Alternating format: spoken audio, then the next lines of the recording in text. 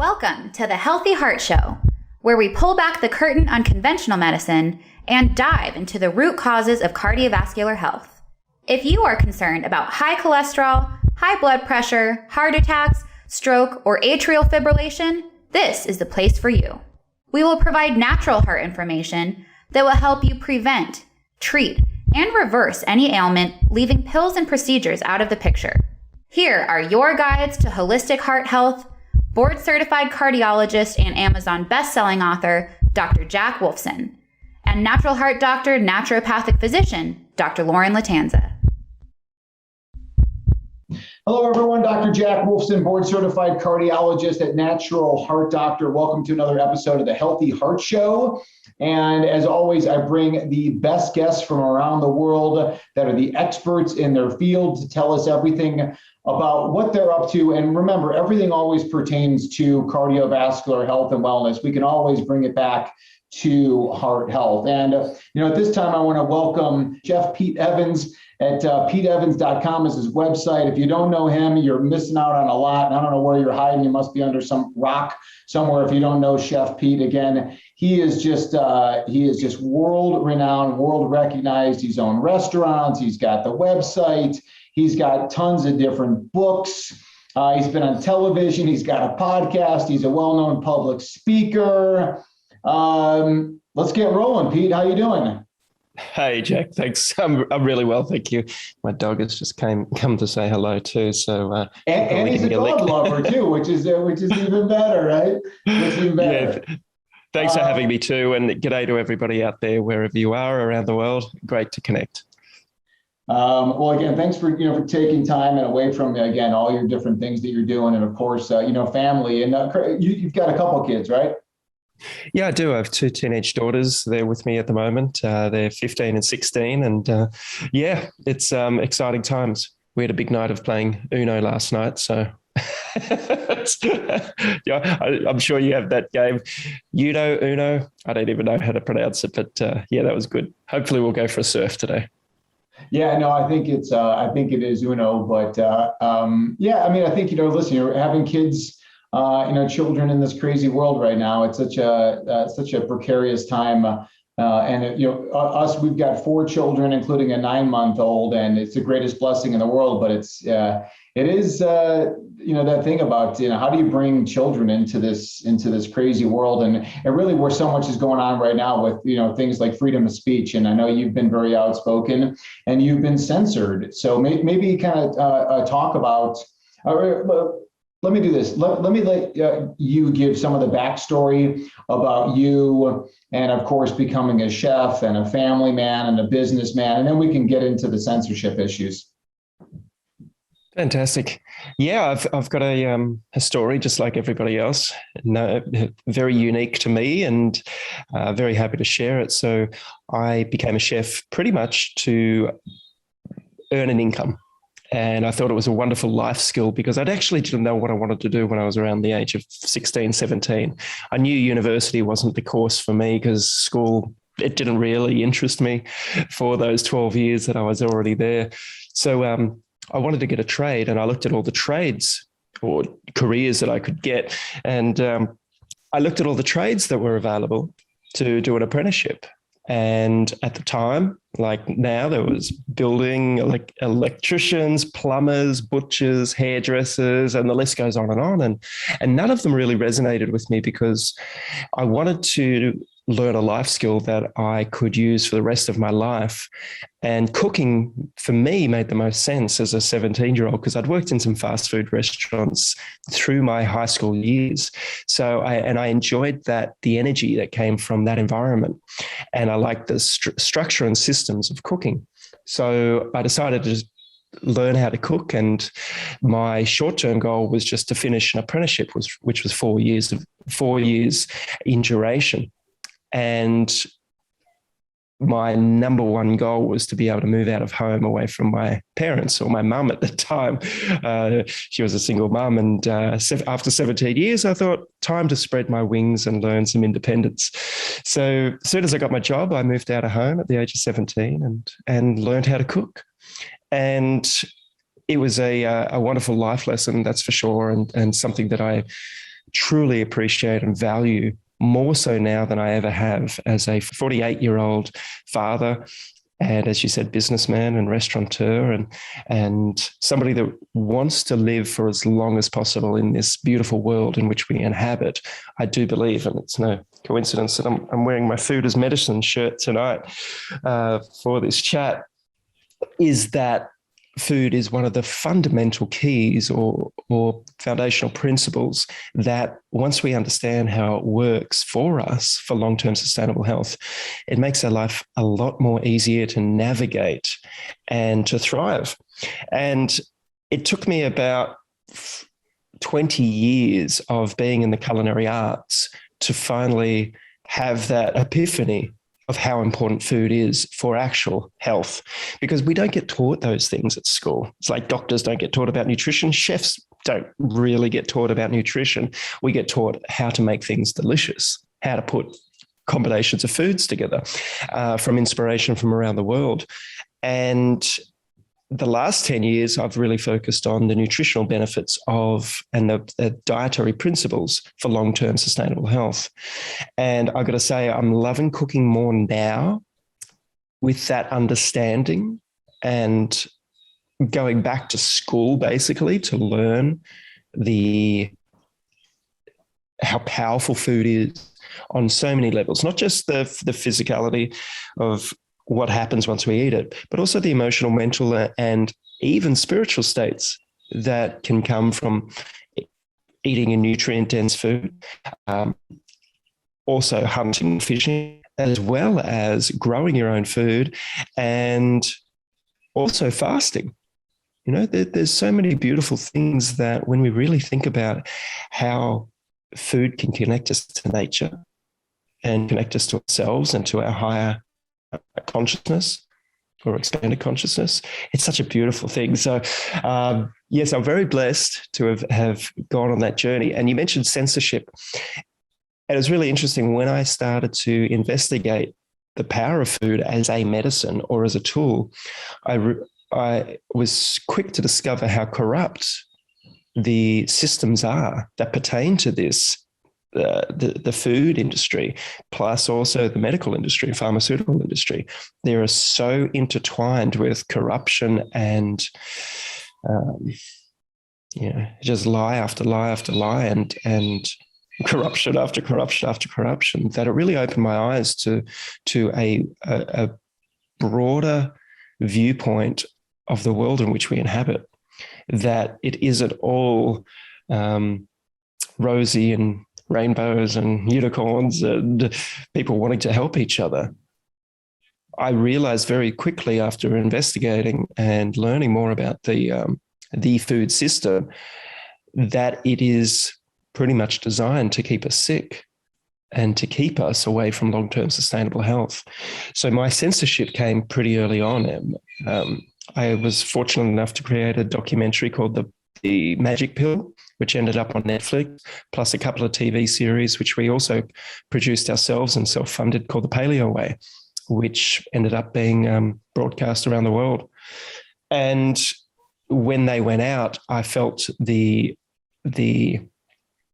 wrath, so to speak, of the people that had the most to lose from this information being shared to such a wide audience. And I had the Australian Medical Association come out and publicly say that I'm dangerous and that my film should be removed from Netflix immediately. I've had the presidents of the Australian Dietitians Association numerous times come out and say that what I'm promoting and what others are promoting is dangerous and will kill you at an early age. I've had the mainstream media pile on in their ridicule and attempt of character assassination for the last decade. And so I've navigated that through pretty much the better part of 9 to 10 years. And when coronavirus entered our awareness or our consciousness last year, I could see the same signs of corruption and lies and deceit. It's so easy to see, especially when they always try to bring it back to the science, and the science is settled, because I just witnessed that for a decade in the food science arena. And just to put this into context, we had close to 2 million followers as the Pete Evans personal page on Facebook and Instagram. And over the years of just promoting the dietary approach, we shared thousands upon thousands of anecdotal stories. We had a 10-week online program where 100,000 people came through. And basically, we had 0 complaints in that time. But what we managed to share was anecdotal stories in the thousands, maybe even the tens of thousands of people reversing type 2 diabetes, putting their autoimmune disease in remission, putting their cancer into remission, changing the behavior of their children with behavioral disorders such as autism and ADHD. We had countless stories of people getting off the antidepressant medication, no longer being diagnosed with depression or anxiety, and the list goes on and on and on and on. And the powers that be did not like those stories circulating. And so when the coronavirus came out last year or 18 months ago, I started speaking out and asking the questions that no journalist seemed to want to ask. And pretty abruptly, I was deplatformed without warning from Facebook and Instagram. Most people get a warning or they get put into Facebook jail or Instagram jail for 7 days or 30 days. I was permanently deleted like that for still no excuse or no explanation. So that was 2 million followers that I couldn't reach anymore. And I don't like the word followers, but that's the vernacular that's used. And what's interesting about that, in Australia, we have a population of 25 million people. So we're close to 10% of the population because most of the followers were from Australia. So I had one of the largest social media accounts as a high-profile celebrity in this country. And that went against the mainstream narrative. So they've called me a racist, a neo-Nazi, a danger to society, and the list goes on and on. They have attempted, which they've done pretty well, to, when they labelled me a neo-Nazi and a racist, again, complete and utter lies and fabrication. Pretty much every single business that I was involved with publicly dumped me to the media and said they want nothing to do with me ever again. And we do not support Pete Evans. And these are people and businesses that I'd had very deep and long-term relationships with, I would call friends. And still to this day, pretty much not one of them has the decency to phone or message or email about that decision to publicly cut off our business relationships. And I understand why, in a cancel culture where people are protective of their business and assets and their reputation.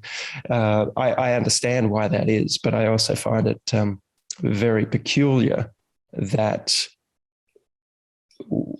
these people would do that, knowing that they know who I am as a human being, as a person, and what we stand for as a company. So, and just to put this into context for people that haven't heard why I would have such a large following in this country, is I hosted Australia's #1 TV program for over 10 years. It was on free to air. It was in prime time. It was a reality TV show, very similar to what you would have as Top Chef or Master Chef. Ours was called My Kitchen Rules. So I had 20 years in the entertainment industry as a celebrity chef, which I was always touted as the boy next door and nice fella. But then when I started speaking out about how you can become healthy through food, that changed very quickly to the mainstream media no longer referred to me as the boy next door. They referred to me as a crackpot, as crazy, as dangerous, as a threat to society. And they did everything they could while I was promoting healthy food for a decade to create ridiculous stories to tarnish my reputation to the general public. But inadvertently, what it did is just raised our profile even more and brought more people that were disillusioned with the system, disillusioned with parts of the medical establishment to want to learn more because they kept hearing all of these anecdotal stories. So that's a big summation there, but I just thought I'd give it some context to paint the picture for people. So thanks for allowing me to do that.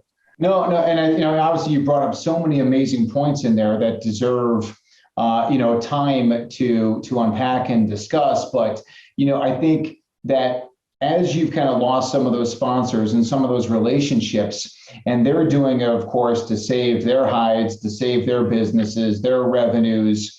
But the problem, of course, does go back to that Nazi adage, if you will, where it's like everybody's afraid to speak out. And because you're afraid to speak out, the people in power, keep coming after more and more people. And if you think you're safe from their agenda, you're incorrect. You may, again, be safe right now, but as they keep coming after more and more and more and control more and more, again, you're next. Again, it's like they came after the Jews. I didn't say anything. They came after my neighbor. They didn't say anything. And finally, when they came after me, there was nobody there to speak for me. And that is clearly where this is going. And I think you're right. You were kind of king of the world when you're talking about pastries and sugar-filled treats, and what are some new ways to mix sugar and butter, and everybody loves you when you're talking about that. But now you talk about food as medicine, and they're like, wait a second, what medicine is medicine? Like, no, pharmaceuticals are medicine, and that's the end of the conversation. And I think listen, take the United States, the USDA's food pyramid. Like, on what planet of delusion would people think that in the old pyramid that the grain category would be bigger than the vegetable category? I mean, it's common sense. It actually has come down to common sense of what it. Well, let me put it this way. What I found is the most startling realization that I've had over the years when we're talking about food and what humans eat is that I live on a farm, and I'm blessed to have have this experience at the moment for the last 10 years. And I watch all the animals, whether it's the bird life, the insects, our horses that we've got, and intuitively, every single species knows what to eat. Every year I watch the birds are being just hatching. You can probably hear them in the background here, but it's spring here, and the bird life is just beautiful at the moment. All the chicks are hatching, and it always amazes me that we're the only species in the world that actually has no freaking idea what is good for us and what is natural for us. We have that many dietary principles out there competing for airtime or competing for ego time. We have so many frankenfoods, as so many people say, that have been created with ingredients that you just would never consider to put into your body, yet people do it on a day-to-day basis. We have lost touch with our instinct and intuition. That, to me, is the most alarming thing that's going on in the world right now. The fact that as a human species, we don't have I don't want to say the intelligence, because we have the innate intelligence, but we're not using our common sense, our intuition, our instinct, and our innate intelligence to be able to navigate our way into a state of, again, long-term sustainable health, physically, mentally, emotionally, and spiritually. Like, if this isn't ringing alarm bells for every single person around the world, and I do believe what is happening right now over the last 18 months is the wake-up call, is the alarm being rung for humanity. And if people still cannot hear the species is in dire trouble, we risk facing potential extinction through what's coming down the line, through our choices or the mandates and the coercion and the manipulation and again the lies that are happening, then I am deeply concerned.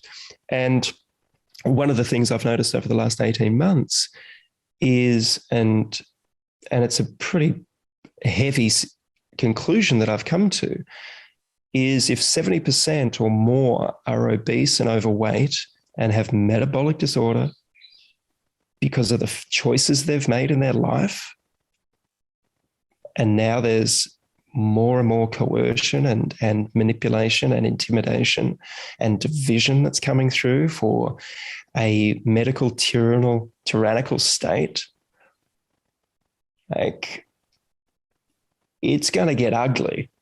It already is ugly. It's going to get dark, and it already is dark, but it's going to get a lot darker unless we wake up and make the wisest choices possible, activate our innate intelligence, activate and connect to our intuition, our gut, and stand tall and use all of our unique gifts and strengths as human beings to work together to create a healthier existence in connection with nature and in connection with every other species, including ourselves. That's where I think we're being invited to do that right now. So going back to the food pyramid, I mean, the lack of common sense or the brainwashing that has occurred through the mainstream narrative, through the medical system, through the dietitians associations around the world, and through political agendas and the agricultural industries, as well as the multinational food corporations. And if people can't see that yet, it's concerning, because it doesn't need to be like that. As you know, as a cardiologist and a health expert, you've seen just the power of one choice of changing your food choices can have on somebody. And I've often said this in interviews. I said, imagine, because people say, how do we fix this? How do we fix the situation we're in? I said, it's simple. Start with the food that you eat. I said, it's that simple. If everybody changed the food that they ate to be supporting holistic farming practices, sustainable fishing practices, intelligent use of the land that actually regenerates soil and the microbes and the microorganisms that are in there. That one act of defiance, but we don't even have to look at it as defiance. That one act of self-love, just that one act. And if everybody did that, what that would do would change everything, because it would change. The multinational food corporations would either adapt or dissolve into obscurity. The advertising revenue that came from that would then also change the mainstream media and what they put out there as far as that goes. It would change big agriculture to adapt to more holistic practices, which would then change the lobbying for the governments. It would change the government system. It would change the medical system. It would change the pharmaceutical industry. It would change everything, because as we know, and I'll throw a statistic out there, or a percentage, 70 to 80% of all chronic illness is lifestyle related. And I'm not making that claim. It's well documented. So imagine if our lifestyle choices were in harmony with our species. Imagine the medical industry losing 80% of its business. And I would say within the space of 12 months, it would change dramatically. What would happen to the pharmaceutical industries if they lost 80% of their client base? Well, I think, Pete, now we know why you're such a threat to the agenda and why you've been censored, and your points are just so fantastic and so spot on. And multiple times in there, you said common sense. And I say that all the time as well. It's like, there's no common sense in the medical community, my medical doctors, that I train with, the other cardiologists, we don't get trained in common sense. We actually get brainwashed out of common sense nutritional things, common sense lifestyle things. You don't have to teach a zebra in the wild what to eat, how to live. Same thing with a lion or a tiger or a bird or a fish. They just know what to do. But for some reason, again, the brainwashing that's happened, the common sense is gone. You talk about all of these beautiful utopian ideas that, again, how do we get this out faster? Because everybody in the United States, for example, is sitting on their couch, getting their food delivered, by DoorDash and Grubhub and Uber Eats. They're glued to the television set. They're watching CNN. They're worried about variants. They're worried about viruses. They're worried about, do they need booster shots? Can they travel with, who's going to get vaccinated? The vaccine passports. If we're going to topple the industry and they keep censoring us, they keep kicking people like you off social. I'm frankly shocked that I'm not kicked off social. I was kicked off of Pinterest a couple of years ago. Vimeo shut me down, but I'm still currently on Facebook. I'm still currently on Instagram. After I saw the writing on the wall in January of 2021, I told Twitter to kiss my ass, and I deplatformed myself from them. But yeah, I mean, how do we rattle the cage and wake up these 80% with dysmetabolic syndrome sitting on their couch, eating pizza, drinking beer, smoking marijuana, watching CNN, watching Fox, whatever their poison is, watching mainstream? How do we reach these people? Many might like what I'm going to say, but I'll say it anyway, is it's not our responsibility to wake them up. And I say that with the greatest compassion, because there's so many out there like yourself, and I would classify me as that, as a warrior for truth. But I've come to realize that we need to always have free will. So the people that are sitting there eating their pizzas and being brainwashed, they have chosen that path. As a human being, we've always got control of our choices. Even if we are being brainwashed or manipulated, there's still, again, that choice where that person of a day or a night can say, you know what, maybe I'll cook something for myself. Maybe I won't order that pizza. Oh, I don't know how to cook. Well, the internet is a wonderful tool. All of this is a wonderful tool. Food is a wonderful tool for health, or it can be used as a tool for poisoning ourselves. The internet is a wonderful tool for sharing information, or it can be a horrendous tool for manipulation and comparison, as we're seeing with social media and the like. So we have to respect everybody's journey wherever they are on this path. Like myself, I spent 20 years cooking those ingredients that now I would never put into my body. But for 20 years, I had no idea that me cooking an apple pie, for instance, with the refined flour, the refined sugar, and the butter and whatever it was into the mix was contributing to my ill health plus my customers' ill health. So where I am at, Pete, along those lines too, it's like, I don't know if you harbor much guilt.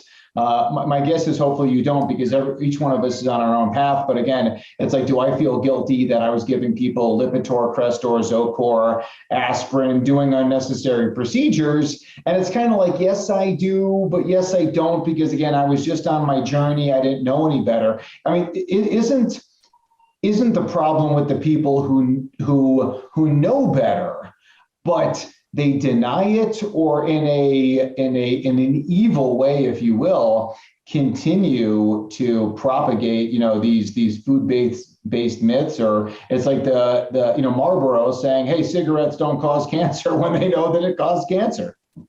The Healthy Heart Show will be right back after we take this quick break to hear from our sponsor. Would you like to drink great tasting coffee that's also good for your heart health? Cardiology Coffee is your answer. This 5-star rated coffee is delicious. It's a gourmet coffee that begins with whole organic beans, hand-selected and carefully roasted. It's tested and certified to be free of pesticides, mold, and other toxins. Cardiology Coffee is great for your heart, and you're going to love how it tastes. Order now online at cardiologycoffee.com. Now back to the Healthy Heart Show. Again, I'll bring it back to where we're at. And I do believe this is the alarm is ringing loud and clear for most people. And the ones that still can't hear it, like you were saying, that first they came for the Jewish, then they came for my neighbor, and then they came for me, and there was no one there. What I believe is going to happen is the alarm has rung for many of us over the years to get us to a point where I will consciously choose what's right for me and my family and my community. Now, this might be a small minority at the moment. What we're witnessing every day is more and more people waking up and asking questions. It may not be happening as quick as many would like for this to happen, but we sort of have to trust and accept and surrender that it's out of our control, that we can't manipulate the manipulated. And they have to wake up or come to their own realizations when it's appropriate for them, when it's the golden moment for them. And for some, it may not happen in their lifetime.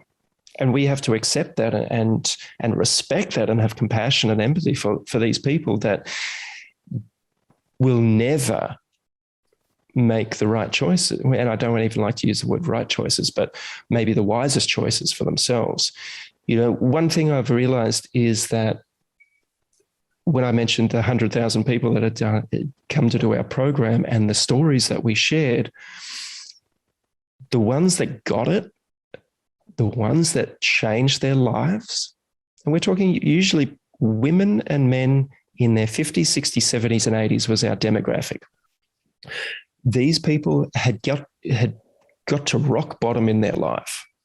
They tried everything. They tried being to 20 specialists. They've had that many different operations to have parts of them removed and cut out, and they've been in so much pain for such a huge part of their life. Some people were sick for 50 years, and then they said, "There's more to my life than this. I want to live, and I want to live without pain, and I want to live under my own rules." And those rules are the ones that are in harmony with our species and our connection to nature.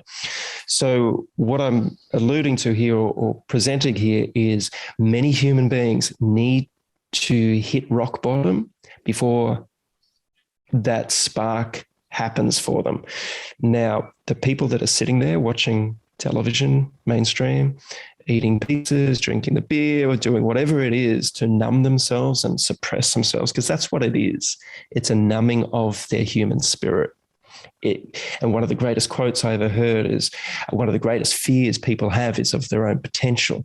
So people suppress their own potential by these numbing processes. So will there come a time for your neighbor who is poisoning themselves with the information that they're watching or hearing on a day-to-day basis, or the food that they're consuming, or the medicines they're putting into their body? What will be their breaking point where they'll go, you know what, enough is enough. I need to sort my out because I don't want to be this person anymore. This is not who I came here to be. I remember when I was a child, I had this energy, these dreams. And I got to tell you, Jack, one of the greatest gifts that the people that took control of their lives again would share with me, and I'm talking people in their 60s, 70s, and 80s, it was like this mantra that kept coming through. I'm ready to live. I'm ready to live.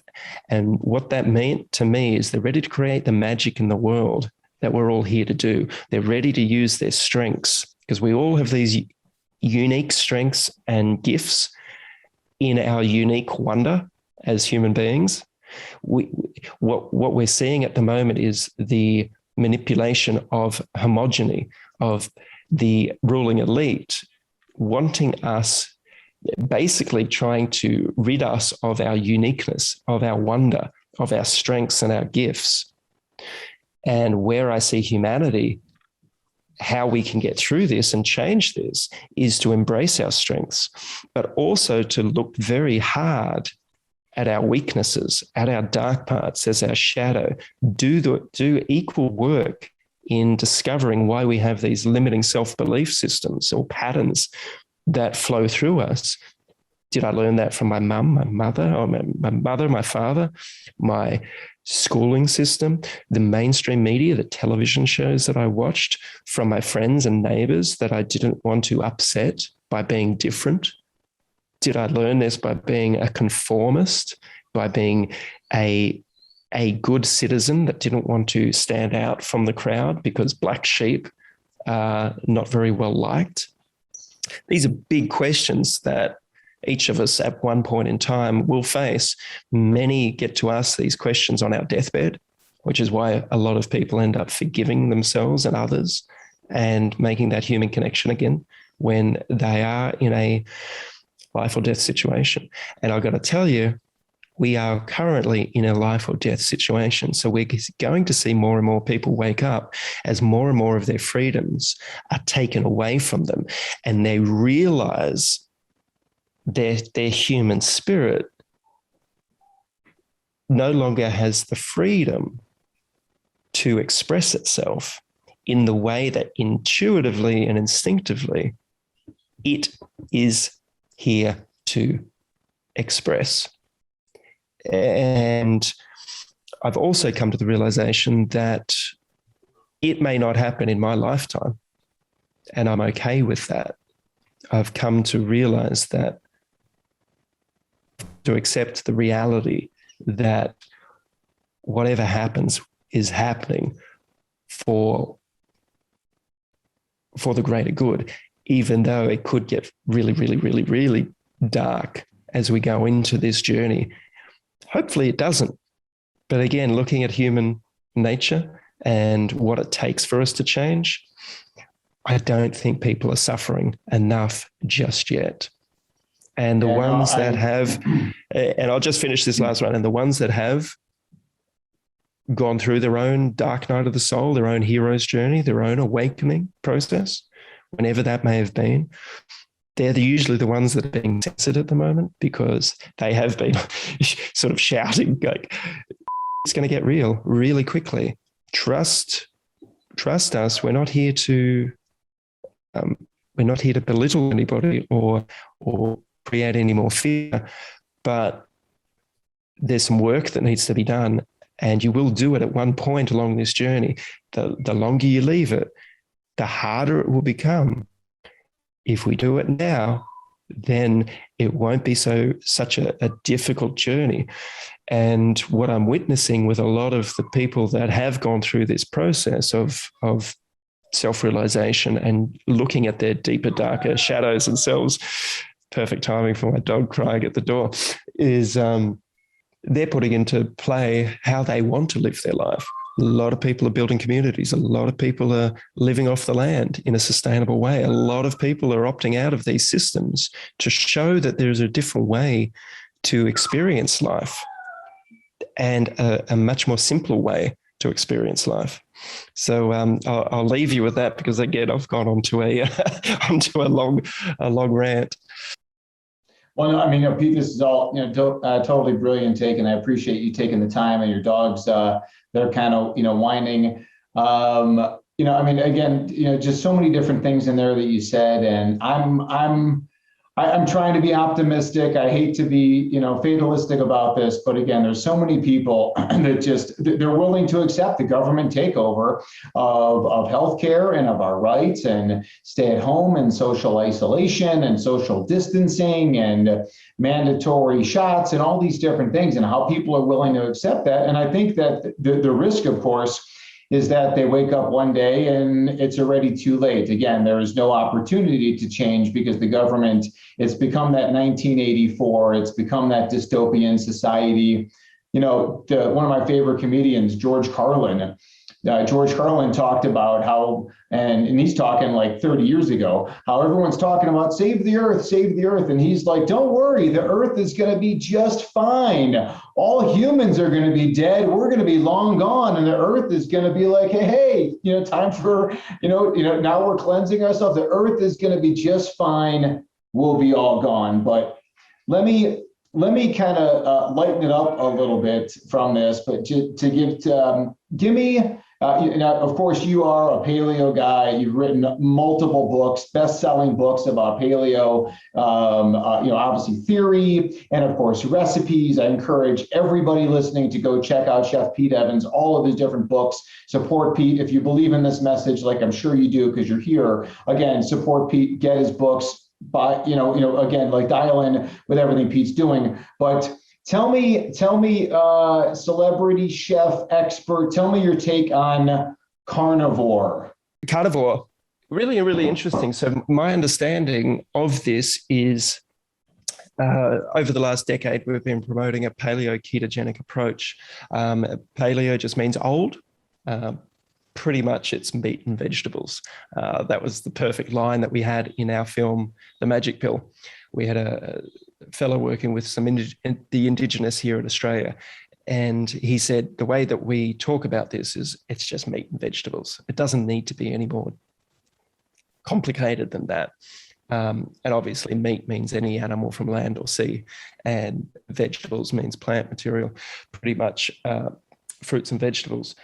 And I have come to my realization is that we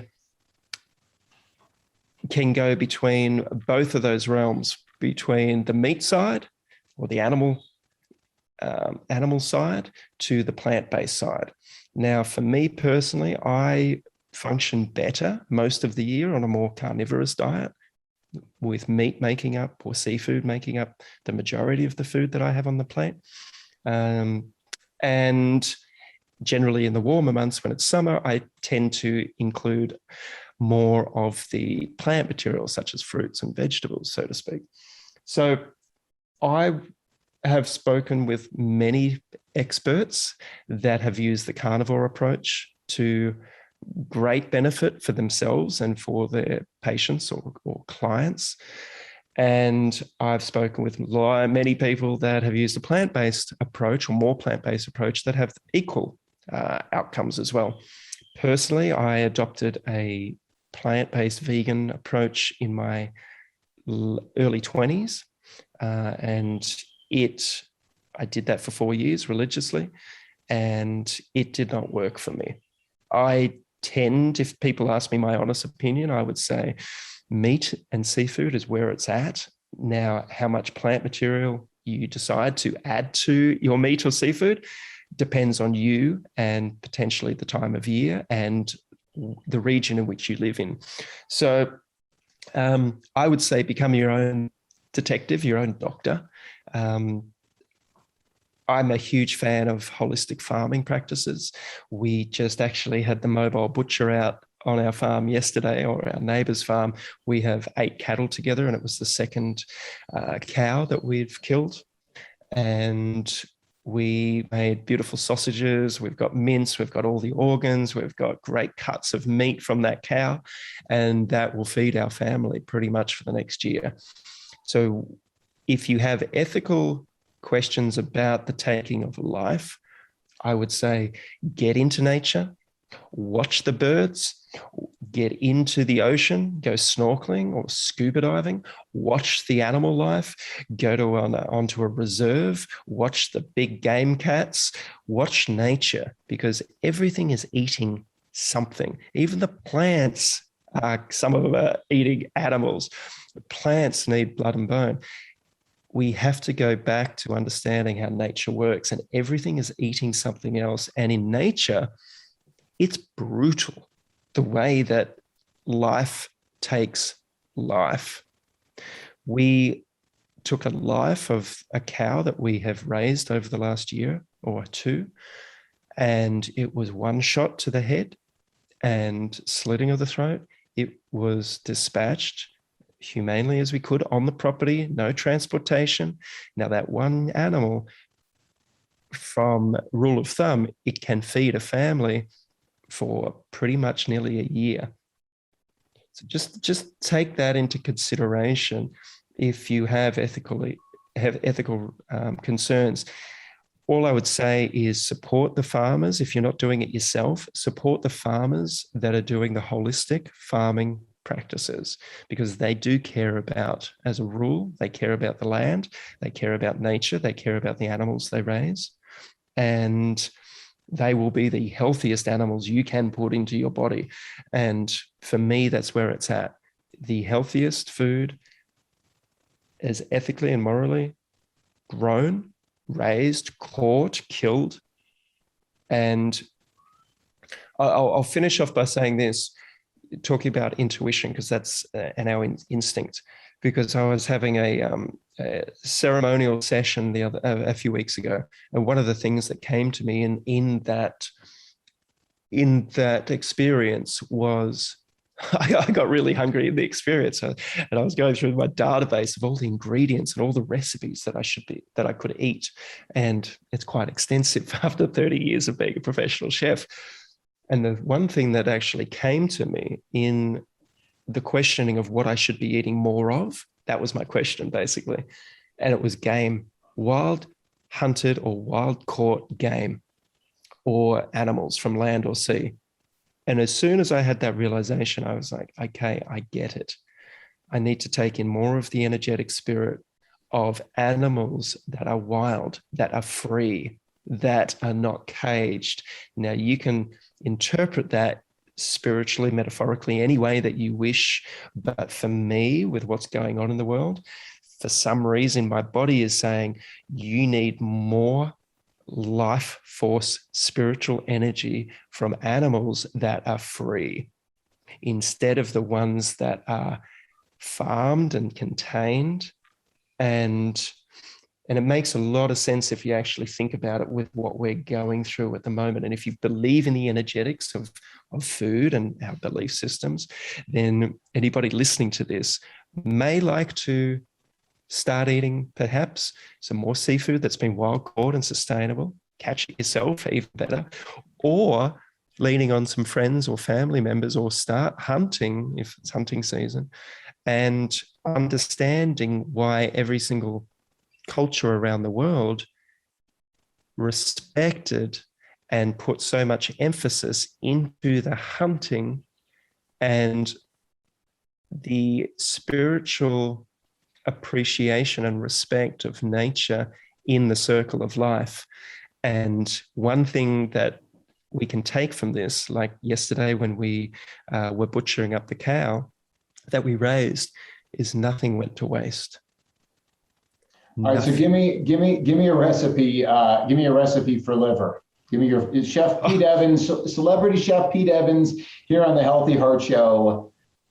Because obviously you know this as well as I do. Like, so many people balk at the organs, yet the organs, of course, are the healthiest cuts that are there and prized amongst all societies in history of the world, and animals in the wild. But how do we make this more palatable to the guy sitting on the couch eating, who would typically be eating pizza and watching CNN? How do we change that guy? Perfect. Great question. And we did it yesterday. And this is why it's so beautiful. You take the offal, whether it's the liver, the heart, the kidneys, whatever it may be, and you can get your butcher, or you can do it yourself. You can chop it up really fine or mince it so it's ground up, and then you add it to the meat. So you add it to the ground meat that isn't the organ meat. So rule of thumb might be 5% organ meat into 95% of the ground meat and fat. So we did that yesterday. We probably, my neighbor and I, because we're sharing for our families, we minced probably at least half of the beast, half of the cattle. We ground through the mincer, and into that we put most of the organ meat, except we kept the testicles and the sweetbreads, which is the glands, which is so because I wanted to cook the testicles, the balls, and the sweetbreads separately. But we actually, this time, because last time we kept all the organ meat separately, but this time, because he's got young children and my children as well, we thought if we're going to do ground meat, we can turn them into burgers, we can turn them into sausages, we can turn them into taco mix, we can turn it into bolognese sauce, we can turn it into shepherd's pie. The list goes on and on and on and on, what we can do with mince or ground meat, as you call it in the States. But the addition of the offal in there, the kids won't know it's in there. You won't know it's in there if you're fussy or you don't like the taste of offal.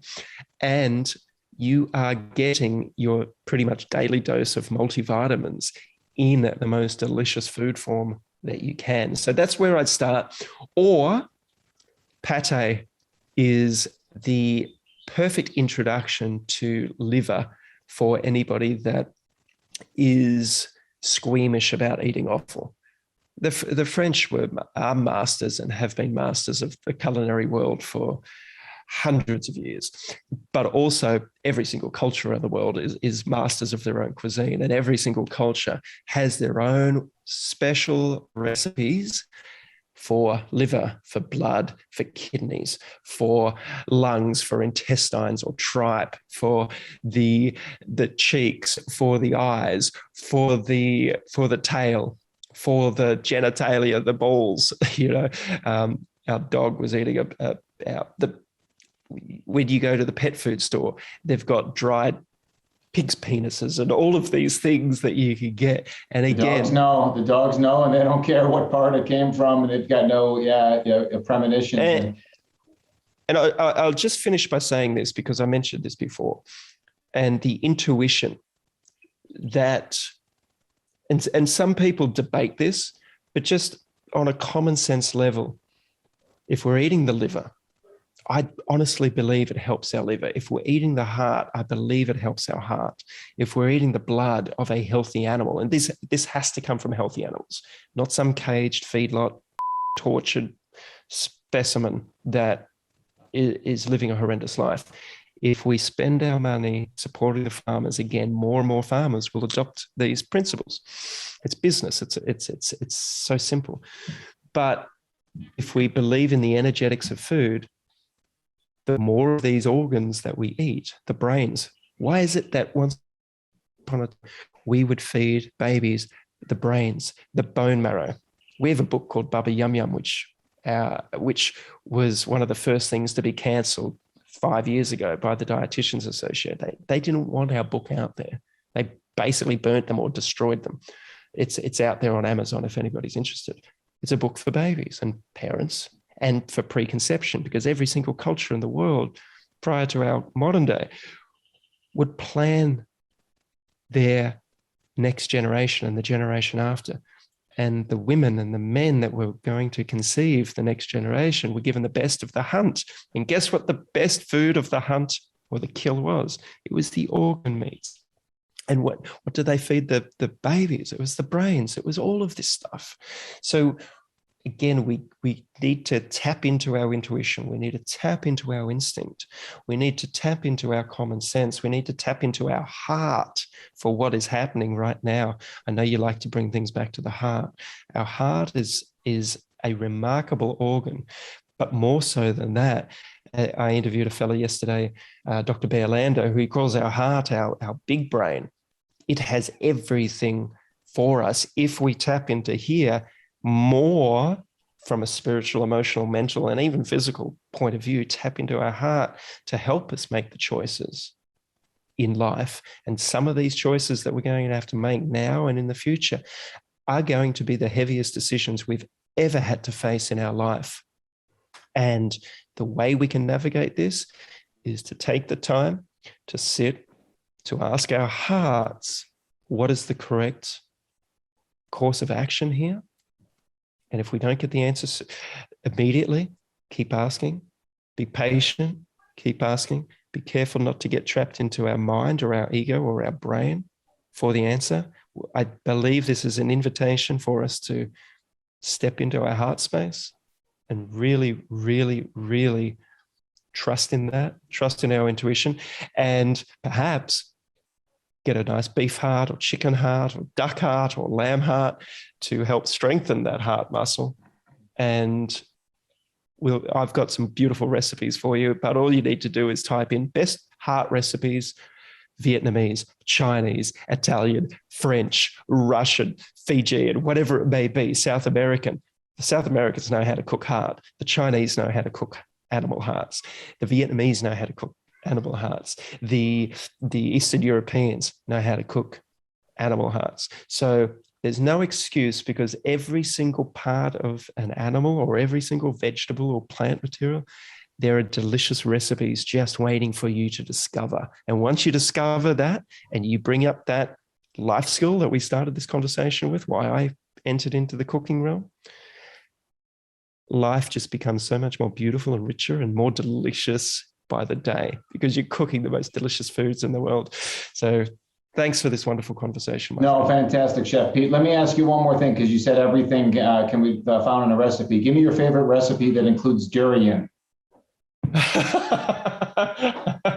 Durian. I would say durian ice cream or sorbet, actually. If you've never had that, check out that recipe, because you can make it taste good. You just might need to add some stuff into it. All right. So for those who don't know what durian is, you probably don't want to know. It's not really necessary. It's the stinkiest, smelliest fruit on the planet that comes from the South Pacific. But in any case, Chef Pete Evans, this has been just so, I got a million questions that we can talk about, and really just everybody wake up, everybody listen to what Chef Pete just had to say, again, on freedom, on the ability to choose to live the right way, mind, body, spirit, to eat the right foods, to cherish those foods, nourish yourself, with the foods, get it into your children, of course, and to your future generations. This is the way we're going to change the planet and save the world. Pete, tell us the best way to find you. I'm on Telegram. Telegram seems to be pretty much the last bastion of free speech currently. More will emerge. So Telegram is a social media network, Chef Pete Evans. But we also have a platform, a TV network, basically. It is a one-stop shop, which has our documentaries plus many other censored documentaries on vaccinations as well, and many different topics. It's called the evolvenetwork.tv. So to type it into your web browser, evolvenetwork.tv. And in that platform, we have 1,000 recipes. We have meal plans for carnivore, for paleo, for keto, for budget friendly, talking about the mints. We also have plant-based in there as well for people that choose to explore that. We have guided meditations, we have breathwork tutorials. We have the intention with the Evolve Network platform was to create an uncensored platform where I could put as much information as possible, and from leading experts around the world that contribute to the platform. We've got Greg Braden, we've got Matt Belair, we have Dan Vinay, we have Laurie Ladd. We cover spirituality. We cover all the aspects of long-term sustainable health. It's a subscription-based platform. It's probably in US dollars, it's about $75 a year or $7 a month. So we've kept it as cheap as possible. So to help us keep producing and creating new content, we'd love for your help in this. And what you'll get for that $75 will be a mountain of beautiful information that you can decipher and hopefully incorporate into your life to live a long, healthy, powerful existence with a lot of common sense and instinct. Cheers, everybody. Fantastic. We'll put all that into the show notes. We'll make sure we get it out onto email blasts and social. And again, Chef Pete Evans, it's a pleasure to talk to you as always. Thank you again. I'm Dr. Jack Wolfson, cardiologist, natural heart doctor, and this is another episode of the Healthy Heart Show. We will see you next time. Be well.